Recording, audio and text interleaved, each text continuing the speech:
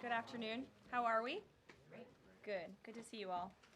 I want to start today by addressing the U.S. Army soldiers who went missing while conducting a mission to repair and tow an immobilized tactical vehicle in Lithuania in the early hours of March 25th.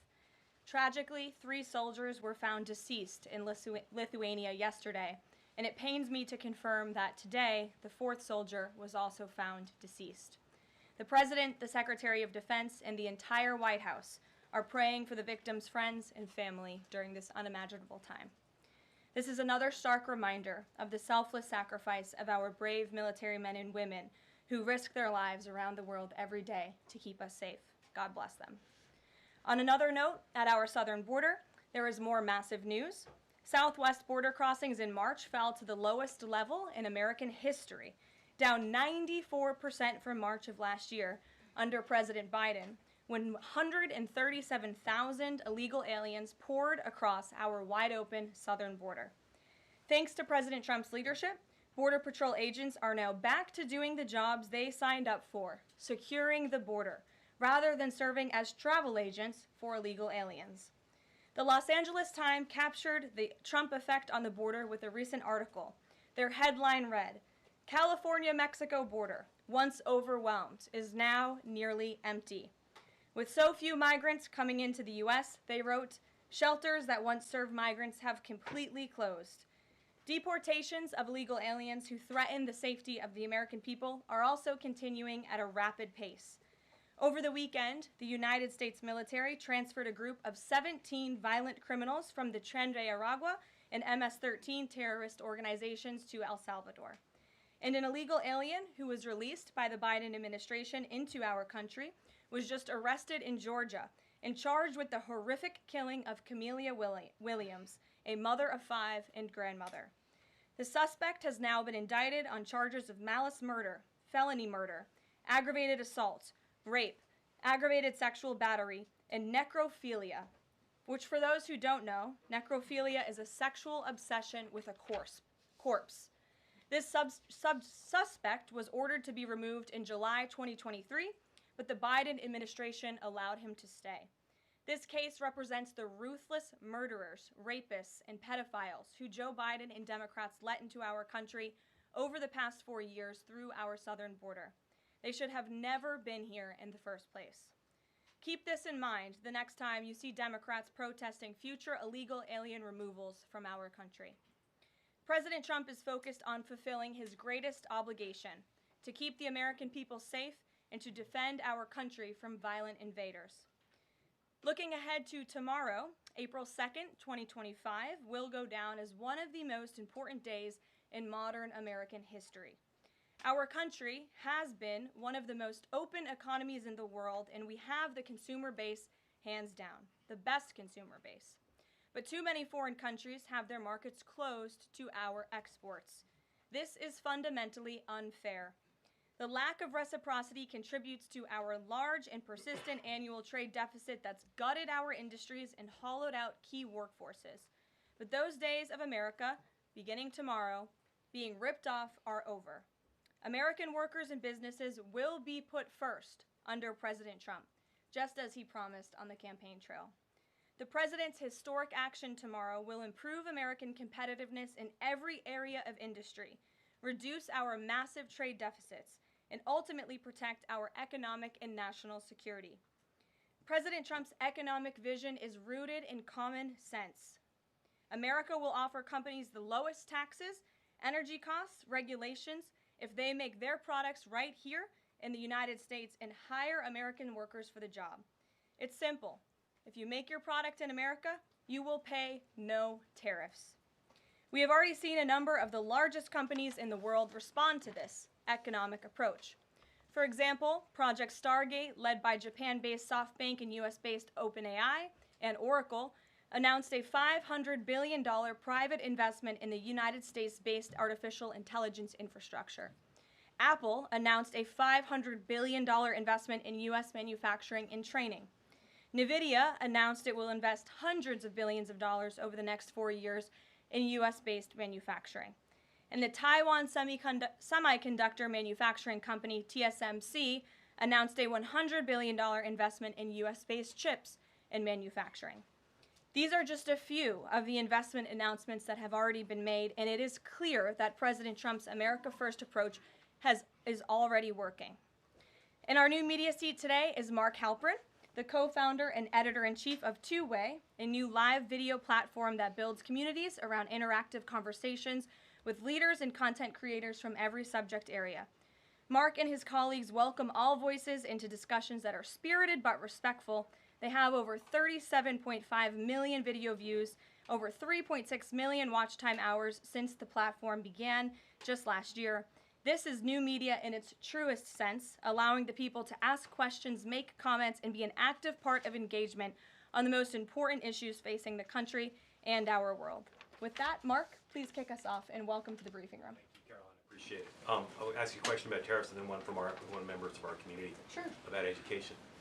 It's perceived by some that companies or countries, if they change their policies either before tomorrow or after tomorrow, can have the president alter what he's planning for that country or that sector. Is that a possibility? And if so, what factors the president consider in making those changes? Well, the ultimate change for these companies in these countries, Mark, will happen when they decide to do business in the United States of America. And as I just laid out, they will face no tariffs at all if these companies choose to invest here in the United States and to move their production and their manufacturing here to the United States as well. As for tomorrow, the president will be addressing the decades of unfair trade practices that have ripped our country off and American workers off. It has hollowed out our middle class. It has destroyed our heartland, and the president is focused on reshifting our global economy to ensure that America is once again the manufacturing superpower of the world. So if they do something today or later in the week that's a pledge for future activity, would that be good enough potentially to alter the policy? Again, the president has been looking at the very unfair trade practices of the past. Certainly, the president is always up to take a phone call, always up for a good negotiation, but he is very much focused on fixing the wrongs of the past and ensuring that American workers have a fair shake. So if someone calls after tomorrow and says, hey, I'm ready to make a change, he'd be open to that? The president is always open to taking calls. Okay. A question from one of our community members. Katie Reeves is a school teacher in Wisconsin. She's taught K through 8 in public, independent, private, and private schools. And here's what she wanted me to ask you. She says, I see the elimination of the Department of Education as an excellent first step in the improvement of our school system. Do you see any further role the federal government can take beyond this, possibly in promoting the expansion of voucher programs or reducing the influence that teachers' unions hold over our schools? Well, first of all, I want to thank Katie for her service to our country and our nation's children. Being a teacher is the most noble profession that we believe one can have. And the president said in his remarks when he signed the executive order to dismantle the Department of Education that he loves our teachers. And in part, this order is to empower our teachers to have greater decision making in the classroom. Nobody knows our nation's children and our students better than our teachers who are with them every single day. As for the federal government's role, to get to the heart of Katie's question, the president has made it clear to Linda McMahon that we need to find other places within our federal government for critical programs regarding education.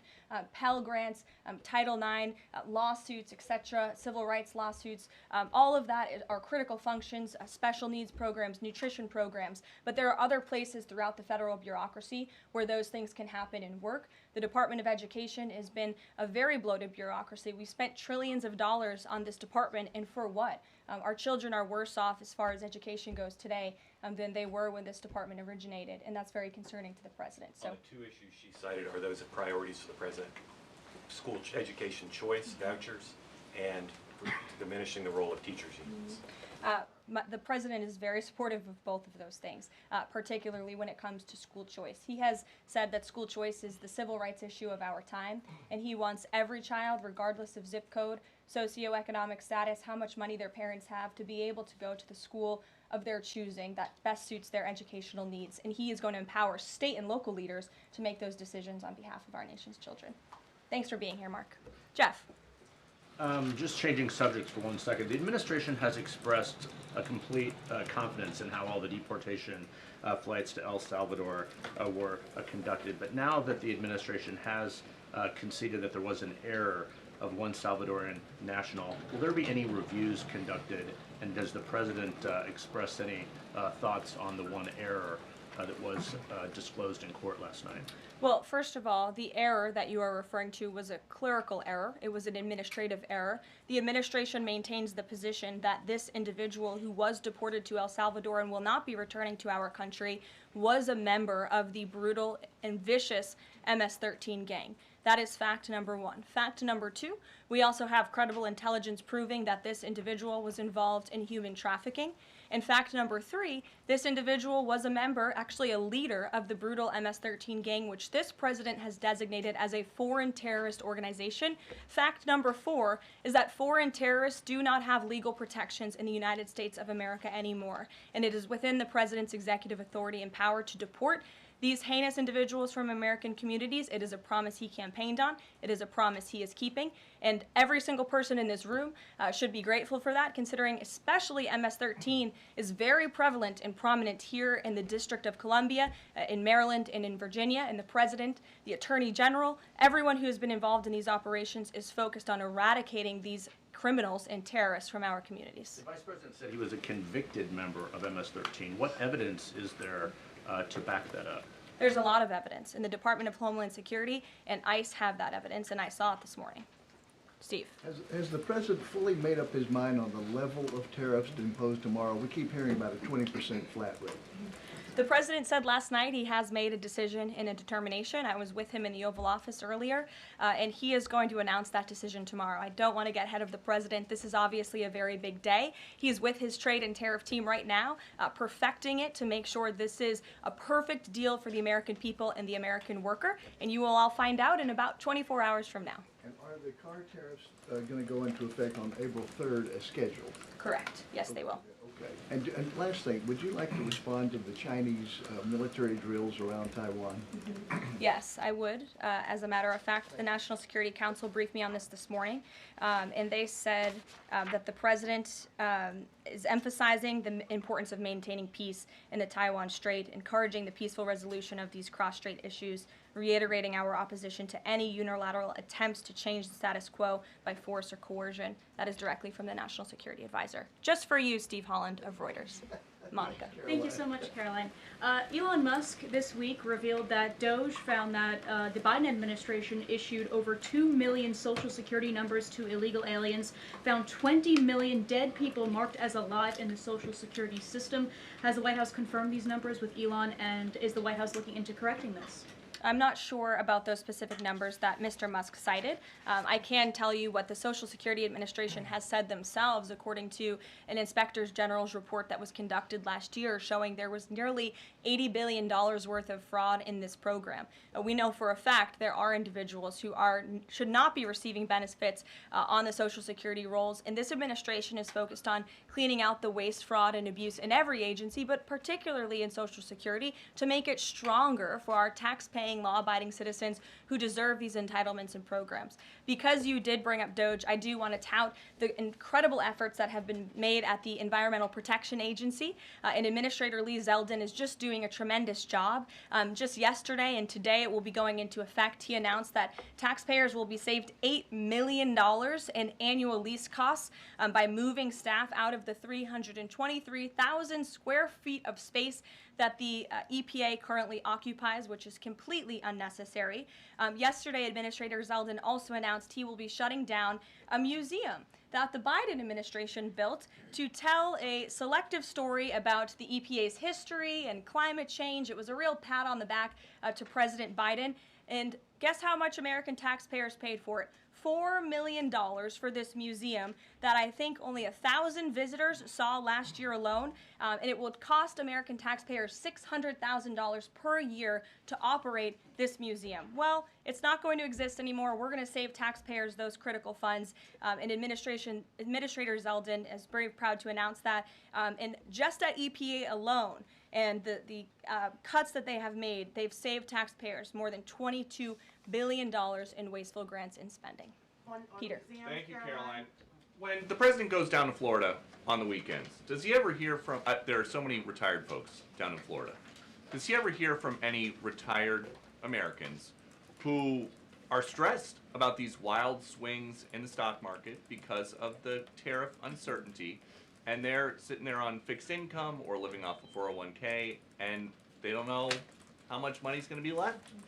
Well, certainly they are legitimate concerns, and the president takes those concerns very seriously, and he's addressing them every single day. And tomorrow's announcement is to protect future generations of the senior citizens you mentioned. It's for their kids and their grandkids to ensure that there are jobs here in the United States of America for their children to live the American dream, just like they presumably did. And as for their worries about their 401ks, their Social Security, I just addressed Social Security. This president is always going to protect it for our tax-paying senior citizens. As for their 401ks, look at what President Trump did for you in his first term. He is working on implementing that economic formula every single day by lowering inflation, lowering energy prices, massive deregulatory efforts, while simultaneously effectively implementing tariffs. And they'll hear more about that announcement tomorrow. And you said that the president right now is with the trade and tariff team. They are very confident that this is all going to work. But what if they're wrong? They're not going to be wrong. It is going to work. And the president has a brilliant team of advisors who have been studying these issues for decades, and we are focused on restoring the golden age of America and making America a manufacturing superpower. And again, Peter, I would point you to the investments that have already trickled into this country, and the president hasn't even made his tariff announcement yet tomorrow. There have been billions of dollars in private investments from around the world pouring into American communities. What does that look like for those watching at home, for the people you mentioned worried about their own economic circumstances? It means more jobs in your communities, which means more money, more investments, more money in your pocket. That's what the president is committed to. And I would be remiss if I didn't mention the president's commitment to tax cuts, which we are counting on Congress to do, especially on Social Security. And one more. Sure. Are the special elections today a referendum on the president? I think first of all, as you know, I'm a government employee now, so I'm not very much allowed to comment on elections that are taking place. That's something to get used to, having just been on the campaign trail for quite some time. But the president is the leader of the America First movement and the MAGA movement. And that was made very clear on November the 5th when he received nearly 80 million votes. I could also say that it is the constitutional right of every law-abiding American in these places where these elections are being held to vote, and every American should exercise their constitutional rights. Sure. Thanks, Caroline. A few questions about this deportation case. First, I wanted to clarify something that you said to Jeff a few minutes ago. You said you'd seen evidence that this man was a convicted gang member. In what court was he convicted and for what? This individual was an MS-13 ringleader. This individual was also engaged in human trafficking. And I'm glad you brought up this point again, because I would like to point out that if you just saw the headline from the insane, failing Atlantic magazine this morning, you would think this individual was Father of the Year, living in Maryland, living a peaceful life, when that couldn't be further from the truth. They didn't even mention in the title of that article, or even in the first paragraph, that this individual is an illegal criminal who broke our nation's immigration laws. He is a leader in the brutal MS-13 gang, and he is involved in human trafficking, and now MS-13 is a designated foreign terrorist organization. Foreign terrorists have no legal protections in the United States of America, and this administration is going to continue to deport foreign terrorists and illegal criminals from our nation's interior. But a judge ordered that he should remain in this country. So are you saying that it is okay to ignore a judge's ruling if you don't like it? Who does that judge work for? He's an immigration It was an judge. immigration judge who works for the Department of Justice at the direction of the Attorney General of the United States, whose name is Pam Bondi, who has committed to eradicating MS-13 from our nation's interior. And let me tell you why we've made this commitment. MS-13, may I remind each and every one of you, is a brutal and vicious gang. They raped and strangled a 20-year-old autistic woman to death in Maryland. They hacked 4 people to death with machetes in a park on Long Island. They have kidnapped, sexually tortured, and shot a teenage girl in Texas after she insulted them, allegedly. Killed and mutilated a 17-year-old girl in Virginia, stabbing him 16 times and cutting off his hands. They beheaded and cut out the heart of a man in Washington, D.C. They raped and murdered a 13-year-old girl in California. They sex trafficked a slew of young girls, including one who was just 12 years old. Raped an 11-year-old girl in Brooklyn while her brother was in the room. Sex trafficked a 13-year-old in Maryland and Virginia, miles away from this White House, even beating her 26 times on her backside with a baseball bat. Pressured homeless New Yorkers to undergo unnecessary surgeries such as spinal fusion in order to bolster their fraudulent lawsuits. These are vicious criminals. This is a vicious gang. And I wish that the media would spend just a second of the same time you have spent trying to litigate each and every individual of this gang who has been deported from our country as the innocent Americans whose lives have been lost at the hands of these brutal criminals. We maintain our position, and very strongly so. Jennifer. One more on the tariffs.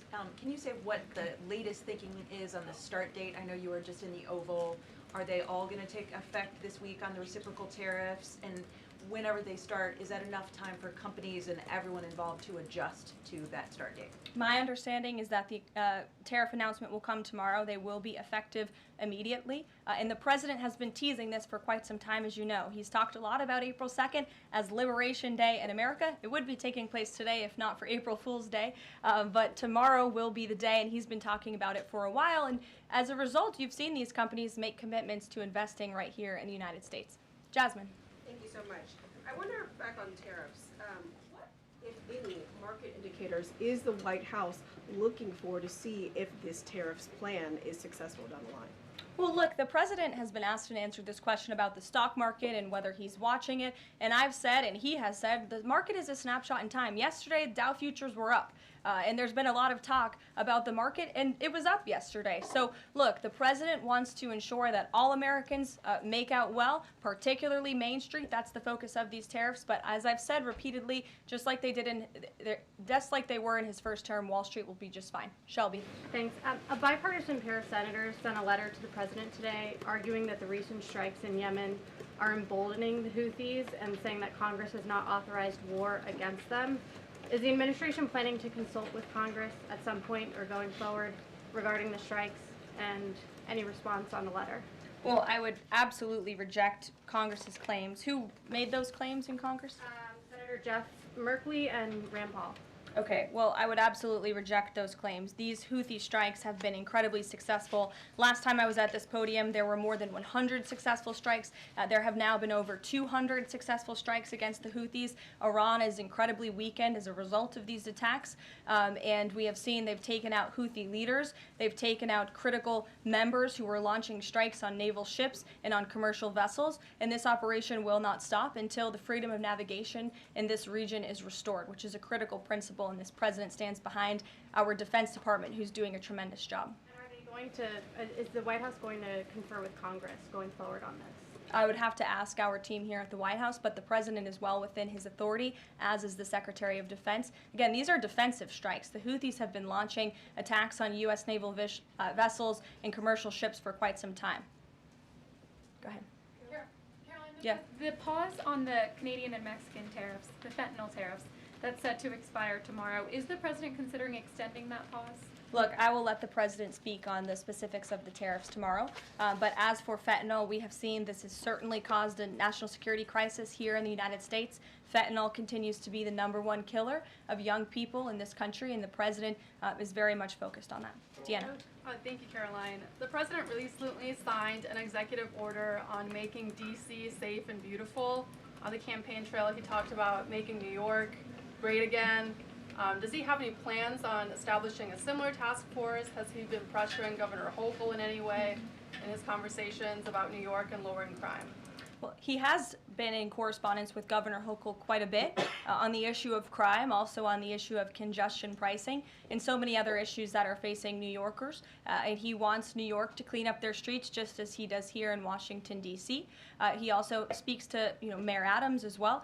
So he's engaged with state and local leaders across the entire country to ensure they're doing their part to help American citizens in each and every state, regardless of if it's a red state or a blue state. A question on Russia. Yesterday, the Russian government said that their new goal is 160,000 conscripts for the war. Has the president seen that number, and does he have any response given his recent conversations on peace talks? Well, I can tell you what the president said last night, and that is he is frustrated with leaders on both sides of this war. He wants this war to end. There are men that are dying on both sides, and it's been going on for far too long. Our team continues to be engaged with the Russians as we are with the Ukrainians, and the president continues to be very, very much engaged on this topic every single day. Caroline? Sure. Caroline, Sure. The president said over the weekend that he couldn't care less if prices went up on foreign cars because people buy more American cars. There's been consensus from a lot of economists that these tariffs could raise prices on other goods as well. Is the president comfortable with Americans on Main Street paying more because of these tariffs? The president is doing everything he can, and this entire administration is doing everything we can to bring down the cost of living in this country. An inflation mess that was fueled by the previous administration's reckless spending, overburdensome regulations that this administration is focused on slashing every single day. I just read you a statistic just from the Environmental Protective Agency alone. We're saving taxpayers money that's ultimately going to drive down inflation, and we're unleashing the might of our energy industry, which will bring down prices as well. To the heart of your question, because this is very important to the American people, you should trust what this president did for you in his first term. He effectively utilized tariffs while driving down inflation. It was a record low 1.4% when he left office, and he's focused on getting back to that. It's unfortunate the previous administration left us in this mess. Sure. Representative Anna Paulina Luna left the Freedom Caucus over their lack of support for her bill that would allow new parents to proxy vote around 12 weeks around the birth of their baby. Does the president support that bill? I'm not sure. I haven't actually talked to the president about that bill, but I certainly can and can get a take on if he supports it or not. Thank you. And one more. The D.C. Circuit ruled last week that the president can fire holdover Biden appointees of independent agencies. Will this ruling empower President Trump to dismiss more federal employees? Well, the president has given the responsibility to his cabinet secretaries to hire and fire at their respective agencies, and they reserve that right. You saw the Secretary of Health and Human Services announced more layoffs today. This is all part of the administration's effort for a mass reduction in force in the federal bureaucracy here in Washington, D.C. to save American taxpayers money. As for agencies within the president's executive authority, the president retains that right. And we've seen there have been bureaucrats at some of these agencies that have been trying to act independent. They need to remember who they work for. It's the executive of the executive branch. You look at the United States Institute of Peace, for example. There was a little bit of a standoff with bureaucrats over there who didn't want to realize who they work for, and that is Donald Trump. And President Trump is focused on streamlining these agencies to save American taxpayers money, and he has every right to do that. Karoline. Sure. Go ahead. Thanks, Caroline. Yeah. In Gaza, the bodies of 15 rescuers have been found in their sort of ambulances where they were apparently killed by Israeli forces. Just wondering if the White House is going to be calling on Israel to investigate that and to try and avoid similar casualties involving rescue workers in future. Well, as for the specific situation you just mentioned, I'll talk to the president about it and our national security team. What I can tell you is what I've spoken with the president on. He very much remains committed to backing Israel, and it was only because of this president and his team's leadership that we had a temporary ceasefire in Gaza, that we were able to bring many hostages home. And the president made it very clear to Hamas, you get the hostages out, all of them, or there will be hell to pay. And Hamas is certainly witnessing what it feels like for all hell to be paid, and the president supports Israel's right to defend itself. Any progress at all on a ceasefire at the moment, as far as the president's concerned? The president and his team continue to be engaged on this every single day. Sure. Go ahead, Sam. So I'm just wondering, related to that, if you have an approximate date for the president's first foreign trip. I think there was a little confusion yesterday about what month he was talking about. And then will he need a ceasefire to be in place or closer, either in Gaza or in Ukraine, before that takes place? Mm-hmm. The president will be heading to Saudi Arabia in May. As for specific dates and details, we will be reading those out to you as soon as we possibly can. I know our teams are working on the details of that trip. And then again, as for a ceasefire, the president's made it clear that's what he wants to see in Russia and Ukraine, and his team continues to be engaged on it every day. And Kelly. Signal, you said case closed yesterday. Do you, as that case was closed, do you have anything that you can share about what was learned, how this can be avoided in the future, any sort of findings from that investigation? The case is closed, and the president continues to have confidence in his national security advisor. Yes, Kelly. Kelly. Thanks, Karoline.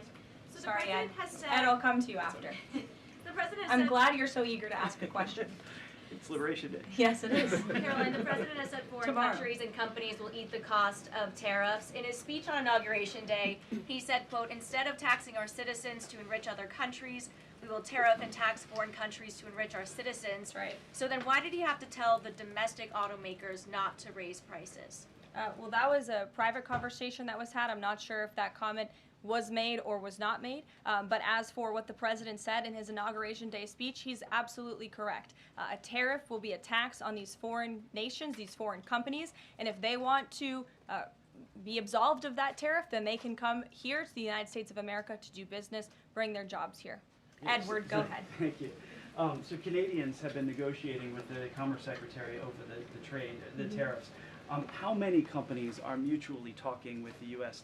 or countries are mutually talking with the U.S. to lower tariffs? I don't have a specific number, but I can tell you there have been quite a few countries that have called the president and have called his team in discussion about these tariffs. But again, there's one country the president cares most about, and it's the United States of America, and doing what's best for the people who elected him to this office to restore their jobs, their wealth, and their prosperity. I'm looking at the clock. I have a hard out today. I have a hard out today because I'm actually heading over to the State Department with the First Lady of the United States. She will be delivering remarks at 1 o'clock this afternoon at the 19th International Women of Courage Award ceremony with our great Secretary of State Marco Rubio that starts at 1. This is the 5th year Mrs. Trump is participating and standing with brave women leaders who embody American values abroad. And the First Lady in her remarks today will highlight the profound connection between the love and courage that will be shown by this year's honorees. I encourage everybody to tune in at 1 o'clock, and then we'll see you all tomorrow for Liberation Day. Thanks, guys. Thanks, Caroline.